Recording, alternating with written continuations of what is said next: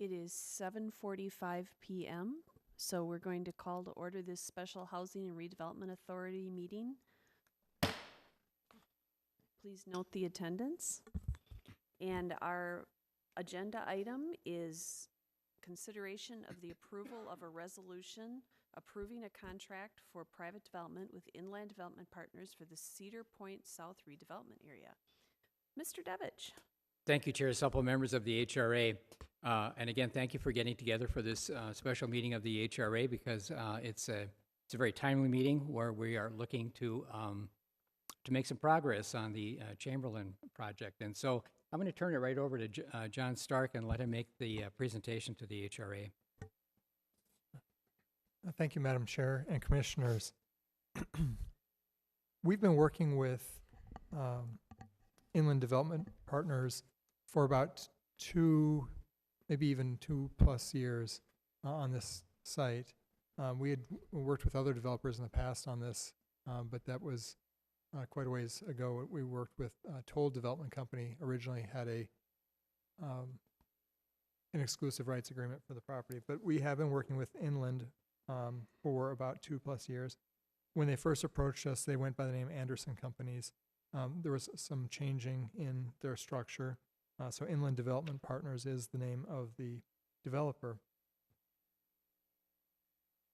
So on October 19th, 2015, the HRA did enter into a preliminary development agreement with Inland for the redevelopment of the Cedar Point South area. The preliminary agreement called for a redevelopment project consisting of a new apartment community with approximately 300 units. The HRA and/or city to contemplate conveyance of vacant land it owns to the developer for the project. The HRA and/or city to contemplate modification of the existing redevelopment TIF district or the creation of a new housing TIF district to provide financial assistance to the development if such assistance was ultimately deemed appropriate. And the developer was required to pay all the HRA's legal and consulting fees incurred in pursuing the development. So we've had a contractual relationship in the past. Both parties have lived up to their obligations. Since we signed that agreement, a number of events or items have taken place, including 4 open houses and neighborhood meetings specific to this project, a revision to Richfield's comprehensive plan, which for the most part is consistent with the proposed development. A small area still needs to be re-guided. That went to the Planning Commission last night. The Planning Commission recommended approval of that. It would come to you then on September 26th. Based on a number of public meetings, the alignment of Richfield Parkway was shifted from a Cedar Avenue alignment to an 18th Avenue alignment. A $1.4 million grant was provided by the Metropolitan Council for the construction of Richfield Parkway within the boundaries of this proposal. I should say that that grant is specific to this proposal, and if this proposal went away, the grant would go away. We could certainly reapply for it with another project. The developer took on an equity and construction partner in Kraus Anderson. The developer has a purchase agreement for 3 of the existing buildings at 6720, 6730, and 6744 Cedar Avenue, and has purchased and demolished the one remaining single-family home in the area. The developer has received preliminary financing approvals for a mortgage through the U.S. Department of Housing and Urban Development, or HUD. On July 24th of this year, the developer submitted their land use applications requesting a comprehensive plan amendment, rezoning to a planned unit development, and a final development plan conditional use permit. As I said, that went to the Planning Commission last night. The HRA staff has been working with our legal counsel, Julie Eddington from Kennedy and Graven. Julie would normally be here tonight. She's out of town. And financial consultants, Ehlers Incorporated. On this project is James Lenhoff from Ehlers, who have been assisting us with our financial numbers. And we've worked with, as I said, those entities and with the developer and their team to prepare a contract for private development to be considered tonight. Some of the notable points from the contract, and we got you the contract late last week. I know it was heavy reading. Hopefully you had a chance to glance through it. Some of the notable points include the construction of 283 units of new rental housing, the rehab of 33 units of existing rental housing in a manner that preserves the current affordability, the construction of approximately 2 blocks of Richfield Parkway by the developer with reimbursement from the city via its grant. Commencement of construction, I say here by March 1st, and there are, between the time the contract was sent to you on Thursday and tonight, there have been some tweaks. And I believe the way it's worded now is at least some of the construction would begin by May 1st. I think that the developer would like to be underway in March. They just didn't want it to be a contractual obligation, given, weather conditions or other uncertainties. The HRA will endeavor to establish a housing TIF district for this area prior to March 1st of next year. The purchase price of the HRA-owned property is $1,711,445. That was determined through an appraisal. The developer will be paying $300,000 at closing. In the event that the developer sells any adjacent property not needed for the project to the HRA, the HRA's cost for acquiring such property would be deducted from the $300,000 upfront payment. What that means is the developer on the periphery of their property may have purchased additional properties that they don't need. As they were going through doing their site assembly, there might be a property here or there. If it's a property that they don't need, but the HRA wants for future phases, we would acquire that from them for its appraised value and deduct that from the $300,000. Obviously, that's limited to a small amount of property with the $300,000. The remainder of the sale price of the property, a little over $1.4 million, shall be reimbursed to the HRA. What we said in the staff report has changed. In the staff report, we said we were going to receive it through tax increment financing beginning in year 5 of the TIF district. What has changed on that is the developer would be paying that purchase price, the outstanding purchase price of $1,411,000 through what's called a surplus cash note. With the HUD financing, HUD probably does a more thorough job on reviewing finances of anybody you could imagine. And they have a calculation for everything. And at the end of every given year, they have a calculation to determine whether there's surplus cash, otherwise known as profit. And from that, the developer would pay us annually an amount, and I want to say somewhere in the $39,000, $43,000 biannually. So each time the TIF disbursements are made, there'd be a $43,000 payment. Again, that would be paid through the surplus cash as determined by HUD. In the event there is insufficient surplus cash, Kraus Anderson, who I had said is an equity and construction partner in this project, has agreed to be a guarantor of that. So in the event that there is not sufficient surplus cash as defined by HUD, Kraus Anderson would be paying that. The documents that I sent around there are both and I'm sorry, I put them in reverse order from what they should be. The second is the developer surplus cash note that lays out all the legalities of that. And the top sheet is the developer surplus cash note guarantee that would come through Kraus Anderson. So, Mr. Stark, before you go any further, can you clarify? So you're saying the surplus cash, that'd be the minimum, is the 43, and it could go up from that, or is No, that the amount it's that's going set. to be? That's It's the set. set amount. Yep. Okay. It would not exceed that. So that's a fairly significant change. The remaining sale price, the $1.4 million, will have a 2% interest rate applied to it. I should have noted that the surplus cash note does not go into effect until year 5 of the project. And that's really not that unusual for something like that to occur. Really, with the TIF district, they won't be getting full TIF until year 3.5, I think it is.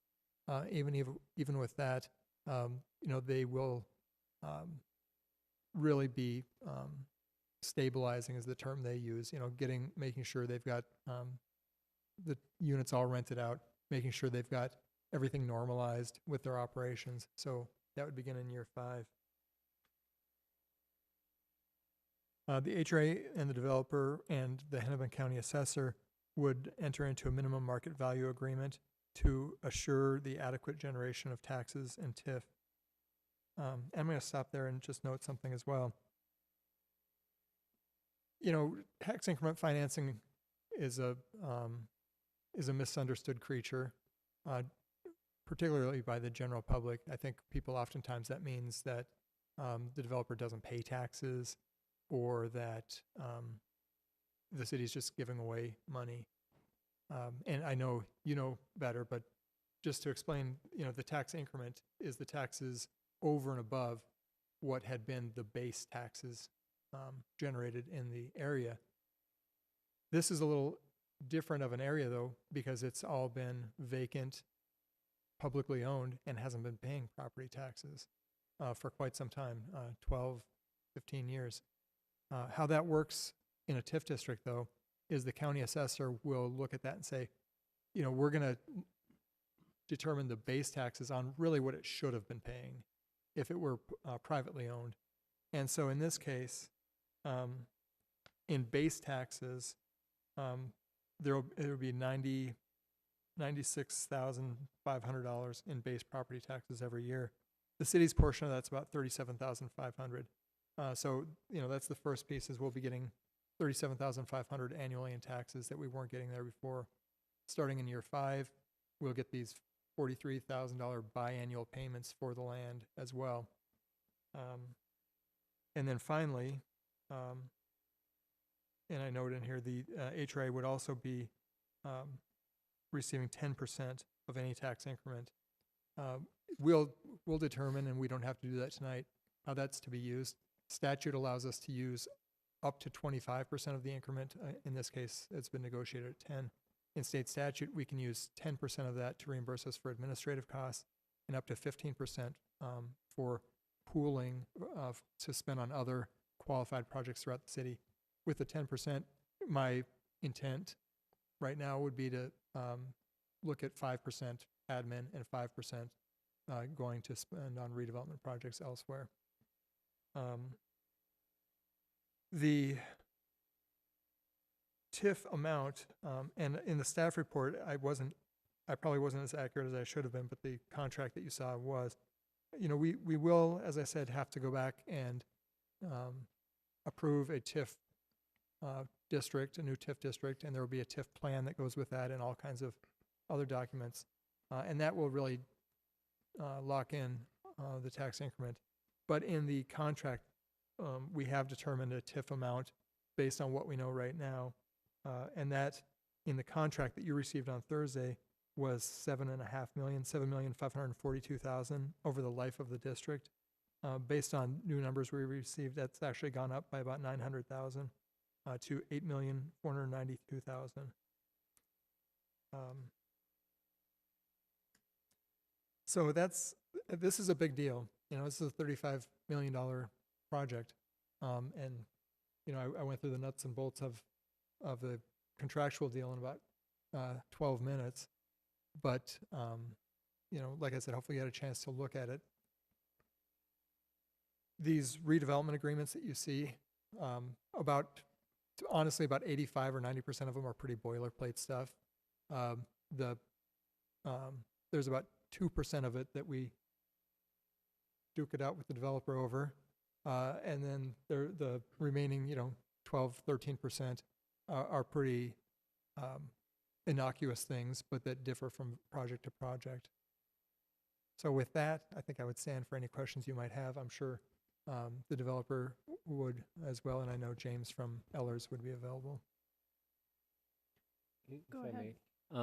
John, I think it's probably important that we take a look at the historical context a little bit, just because of some of the concerns that have been voiced by neighbors in regards to the loss of homes and things like that. So I just want to understand the historical context. So this study that was commissioned in 99-2000, and then if we take a look at the map, the red outline, that the project's going in, are those the homes that were bought with the federal funds because of the inability of single-family homes to withstand the low-frequency noise? Yeah, I think it's a good idea just to get this on the record. Yeah, well, that's why, I mean, because I read some of the comments, and from my perspective, there's a significant misunderstanding of what we're doing and what that land was intended to, as at least by evidence by the 2000 report and Yep. some of the funding we received from the federal government to acquire those homes and to develop the redevelopment district so we could counter the low frequency noise and everything that was going to preclude single family homes being put in there then or now.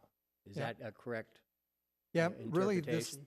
this process, in my mind, started in about 1997, so about 20 years ago. That's when the airport was making their decision on whether they wanted to move out south of the river or Right. remain where they were at. The decision to remain where they were at left the north-south runway about 1,200 feet away from existing single-family homes. That's the closest that any runway at an international airport was in the United States to a single-family neighborhood. We were obviously quite concerned about that, and we worked with the FAA and the Metropolitan Airports Commission to try to understand the impact of the noise. What we learned through that is that there are a couple of different kinds of noise. There's the overflight noise when planes fly overhead, and MAC has perfected their process for soundproofing homes against overflight noise through storm windows, through using air conditioning, and those kinds of things. But they identified what they termed low frequency noise. And the way I always explain low frequency noise to people, it's like when you're in your car and you pull up at a stoplight next to another car playing loud music. Oftentimes, you can feel the bass, you can hear the bass, even though you can't hear the singer singing. And, the volume of the singer and the bass are the same.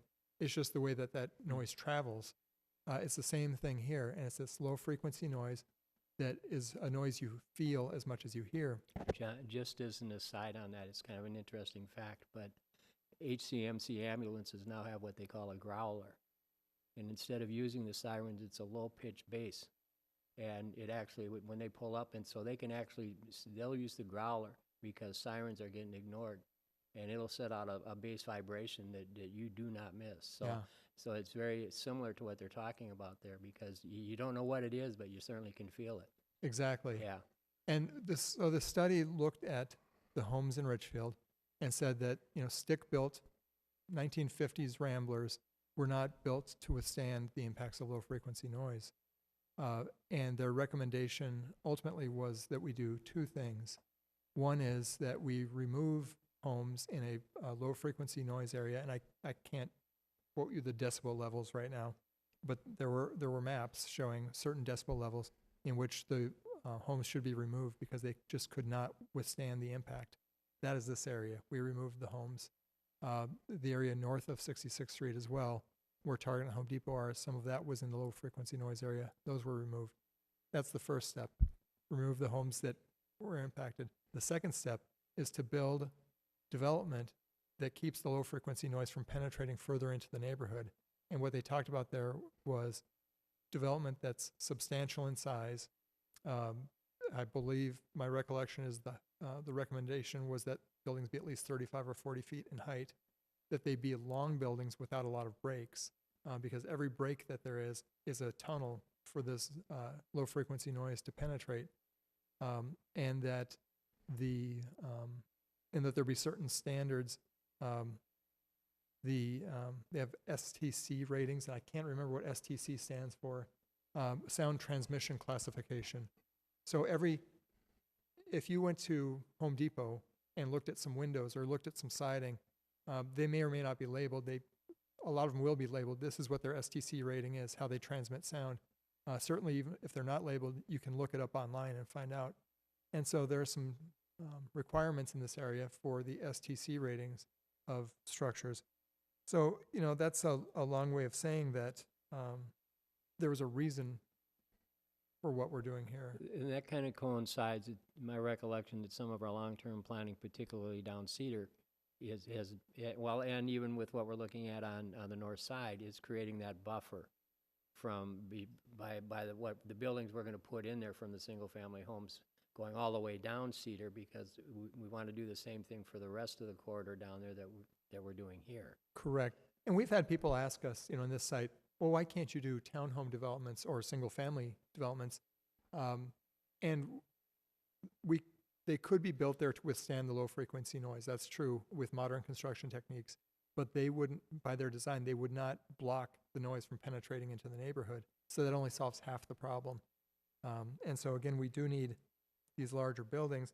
And the intent from day one was that this would be developed with large buildings. Earlier on, we were thinking maybe was office showroom kind of uses. If you look at vacancy rates for office development and how long it's going to take to absorb those rates, that's 10, 15 years in the future. This has already been sitting there 10 years. We would have liked to have progressed more quickly. Obviously, there was a recession in between Target and Home Depot being built and where we're at now. That really affected our ability to move forward. So, that gives you a little bit of the background. Great. Thank you. I appreciate that. So do you have another question? One other question on background, and Mayor Elliott alluded to it, but I just remember when we went through the process of redeveloping the Cedar Corridor Master Plan and all the discussion around that, and this use would coincide with that visioning as well. Is that correct? That is correct. Yeah. There is a sliver that does not perfectly correlate between the two, but 90% of this site does. And what is that sliver? What's that piece that? Just wanted to make sure. I think I know, but I wanted to. It's I try.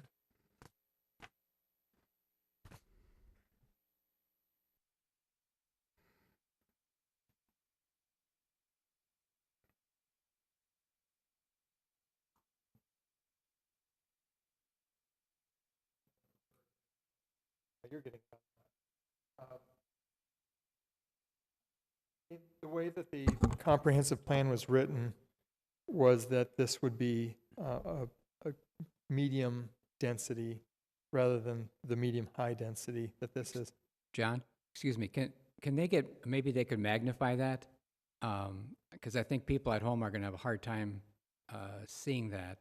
And then maybe just to orient people who are looking at that, exactly where you're looking at on that map. Yep, so we are looking from 67th to 68th on, there's 18th Avenue and there's 17th. So there's this strip here that in the master plan, and to back up, in the original master plan in 2004, this strip was identified for high density housing. When we went back through in 2016 and relooked at it, that was before we knew what the developer's intentions were on these existing structures.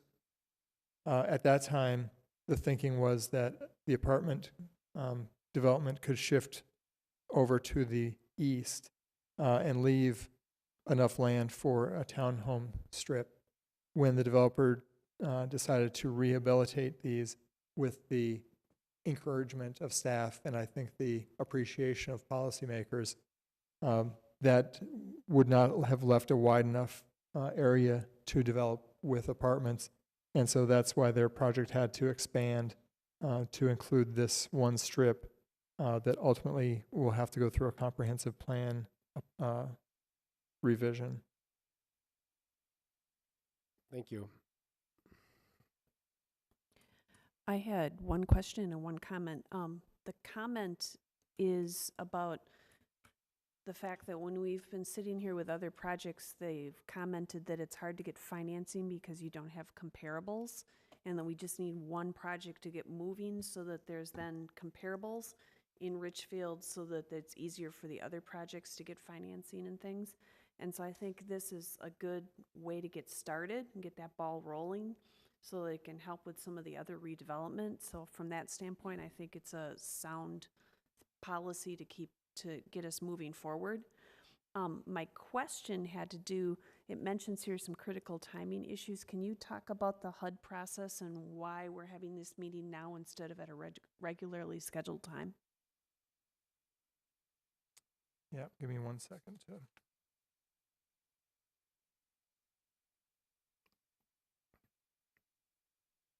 You know, the developer, and I don't want to speak for them, maybe I'll give it a shot, and Steve can correct me if I'm getting this wrong. There are a lot of benchmarks in the HUD process. It's not like you go in and get your approvals all at one go. You kind of pre-apply. They tell you they like some numbers, they don't like others, and here's your next deadline. And you have to submit refined numbers by then. And so there are deadlines all along the way. The developer learned in mid-August, after the August HRA meeting, that there was a September 1st deadline to get in kind of the queuing for the funding in the time frame that they were hoping for to close with HUD financing in March.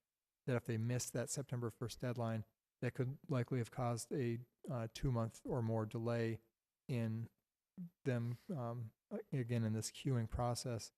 That delay then, time is money, as they say, and would have had some costs associated with it, both the construction costs, because then you shift some of the construction that was not formerly winter conditions into winter conditions, and then costs of just the capital sitting there.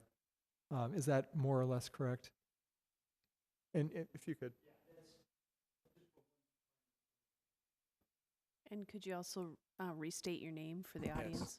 Thank you. Steve Schwanke with Inland Development Partners. And John did an excellent job of articulating that. I guess the finer point I wanted to put on, and again, we appreciate you being here tonight, that we understand this is a special meeting. The finer point is this: these deals balance literally on the head of a pin. I mean, I'm sure you've heard developers say that all the time, but I mean, the margin of error on this is very, very small. And what we're really fighting right now, and what John was alluding to, and you're all, I'm sure, very aware of this, we're in an environment where we're probably in an environment of increasing interest rates. We really cannot afford that. And so that's one of the things we're fighting, and that's why the March date is so critical to us. We suspect we've got some fluff, a little bit of fluff built in our interest rate, but not much. And we certainly cannot afford 2 interest rate increases. I can certainly assure you of that. And so time is of the essence there. The other thing that is very, very critical is construction pricing is going up every month.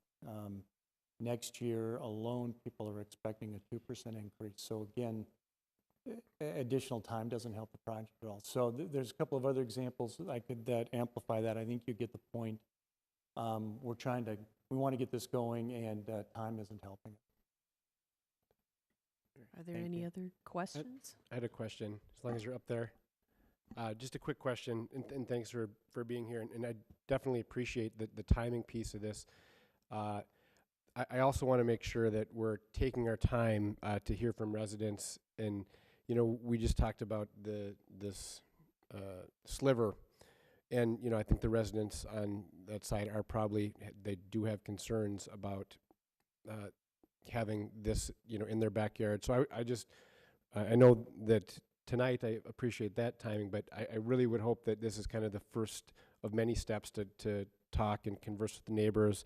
And I'm hopeful that, we can work with residents and things like noise and aesthetics and lighting, and would be hopeful that you'd be willing to meet with and work with neighbors that are going to this is going to be part of their neighborhood.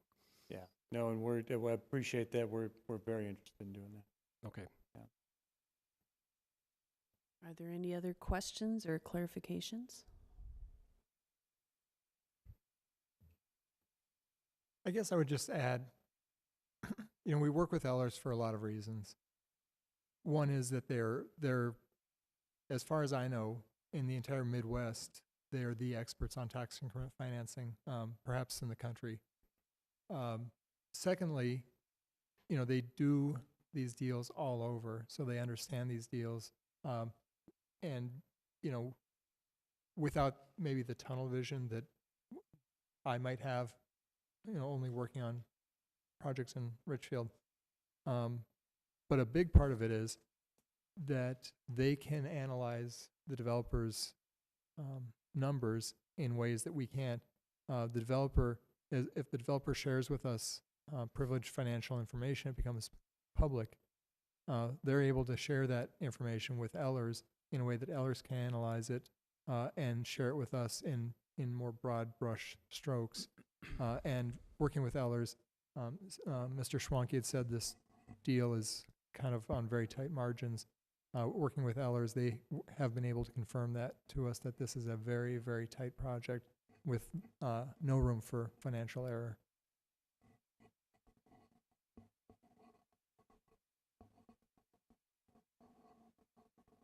Would someone like to make a motion, one way or the other? I'll make the motion. I do have just a couple comments on the overall project. but- Can I say one more thing? I'm sorry. Before you make the motion, I did pass out, as I said, the surplus cash note guarantee agreement and the developer's surplus cash note.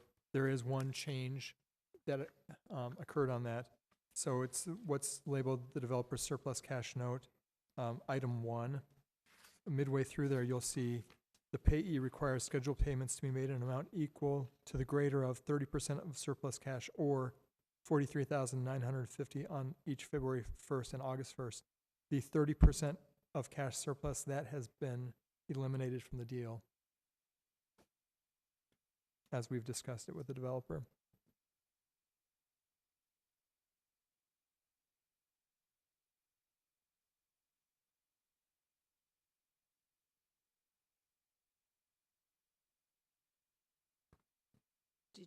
Do you want to make your comments before we made a motion? Or Sure, after? just a few.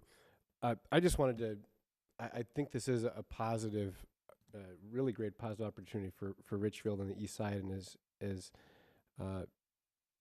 Commissioner Supple mentioned, I think it's the first project after many years in the recession to be seen. And I just wanted to comment that 2.5 years ago, when I was running for the council for the first time and door knocking all across Richfield, I would say the number one thing that came up on the east side in particular was this notion of, when are we going to see anything new on the east side? When is development going to come to the east side?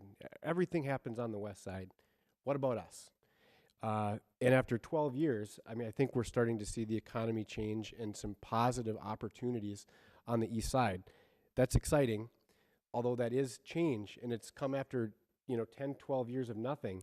And we can't discount that after 10, 12 years of really not seeing any changes, that's going to cause concern. It's going to cause questions from residents. And that's just a balance that we need to be mindful of and continuing to keep our ears open and to work with residents. But when I look at this project, especially in light of some of the discussions we've had about our housing goals in Richfield, there's just a lot to be excited about. That we are creating new market rate apartments for families and children to move into Richfield to come to our schools. We're also improving the quality of our affordable housing and increasing some affordable housing. We know there's a great need throughout our region for affordable housing, and we're doing so without displacing residents. The fact that we're able to undertake this kind of development while revitalizing affordable housing. One of the things with this affordable housing discussion that we've talked about is we don't just need affordable housing, we need quality affordable housing, and that's what this represents as well.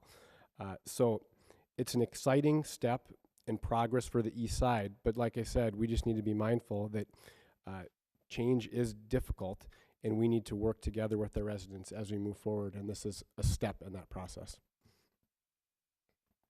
Commissioner Sandahl? I just wanted to agree with what you just said. I think it really is critical, not only for the east side, but for the entire community, that we have improvements in our housing. And what I think is nice is this is not, most of Richfield's housing is one-bedroom housing. And this certainly allows for more families to have a place to live in a very new, comfortable, modern setting. Close to some stores and available quick. Richfield is the greatest place to live because you can get anywhere in 15 minutes. right near the freeways. You can just hop on and get to work. You can get to the airport. It's a very convenient location, and Richfield is the best kept secret. We just need to keep touting what a good location we have, and now we have some good features to go with it. So I think that's great. I think it's increasingly less of a secret, which is a good thing. That's good. So I'm certainly supportive. So I'll make the motion. Let's see here, move up here. So I'll make the motion for, let's see here, to approve a resolution approving a contract for private development with Inland Development Partners. Second. All right, it's been properly moved and seconded. Are there any other questions or comments? You know, just one. I remember when the presentation was made and we went through 6 and we got narrowed down, and I've got a recollection of the vision that you presented to us. And what was exciting about it was, and that was, I think, before you had negotiated and bought the 3 existing buildings, but the fact that 3 Rivers was going to run through there, and you had a conceptual drawing with a lot of out front living and a lot of community involvement along the parkway, and a lot of the way you were laying it out and setting it up for young millennials and setting it up for people that they were, half a mile from Lake Nokomis and the Minnehaha Parkway, with the new 3 Rivers and the development on the Minnesota Valley on bikes and access to that. So everything that people are looking for in housing these days, and access and walkability, accessibility, and everything else, this seems to meet all the criteria, and I think it's just going to be a wonderful addition. So I'm glad we're still here, and I'm glad we're here tonight passing this resolution. Any other comments? All right, then we will put the motion before you. All in favor of approving a resolution to approve a contract for private development with Inland Development Partners, please say aye. Aye. All opposed? All right, we have passed the motion. Thank you all for your time, and thank the staff for the time. Is there anything else that needs to come before us at this time? Then we stand, Mr. Devich. Thank you, Chair Supple, members of the HRA. I just want to say that if anybody really wants more of a more in-depth picture of how this all came about, I'd be happy to talk to them. I was part of all of that happened, getting the $10 million through Congressman Sabo, getting that district established because the legislature especially considered that area, and it qualified for the TIF area only because of its impact, low frequency noise on those homes. And so this really is the first step in the culmination of getting that second piece put together to do what we had started doing back in the mid-1990s. So what a great first step.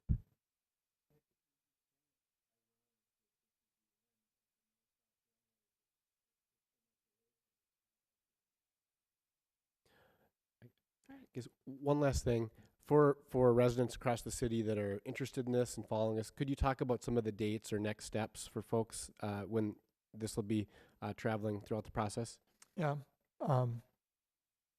The land use approvals come to the city council for first reading on September 12th or whatever date that is. The second reading, the more important one, is September 26th. Sometime between now and March 1st, we will be coming forward with a TIF district and a TIF plan. I suspect we'll be working on a schedule for that here in the next week or so. I think that would probably be December, January timeframe that we'd come forward with that. Once the land use approvals and the TIF are approved, there really aren't any other city approvals. I will say that the contract you signed tonight, or that you approved tonight, I've never been involved in a project that didn't have supplements or addendums or changes to the contract. So it wouldn't surprise me in the least if we came back a few times with some tweaks to this document. But otherwise, that's the process.